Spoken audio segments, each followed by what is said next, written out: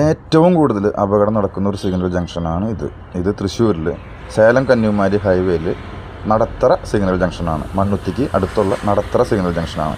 ഇവിടെ ഇത്ര അപകടം ഉണ്ടാവാൻ ഒരു കാരണം കൂടി ഉണ്ട്. പാലക്കാട് കഴിഞ്ഞ് എരട്ടക്കുളം എന്ന് പറഞ്ഞ സ്ഥലത്ത് ഒരു സിഗ്നൽ ജംഗ്ഷൻ ഉണ്ട്.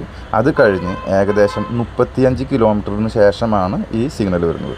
അതിനും ഒരു കാര്യമുണ്ട്. വടക്കഞ്ചേരിയിൽ നിന്ന് 6 ലൈൻ സ്റ്റാർട്ടായാൽ മണ്ണുത്തി കഴിഞ്ഞ് ഈ നടത്തറ സിഗ്നലിൽ എത്തുന്നതിന് തൊട്ട് മുമ്പ് വരെ 6 ലൈനാണ്. സഡനിൽ 6 ലൈൻ കഴിയും 4 ലൈൻ ആവും, പെട്ടെന്നൊരു സിഗ്നലും വരും.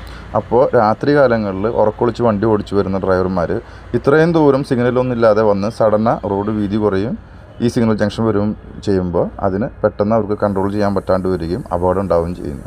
ഏറ്റവും കൂടുതൽ പാലക്കാട് ലൈനിൽ തന്നെയാണ് അപകടം ഉണ്ടാവുന്നത്.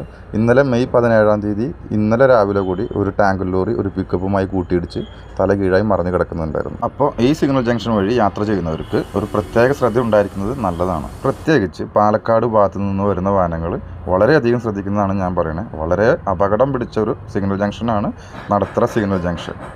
Okay, thank U.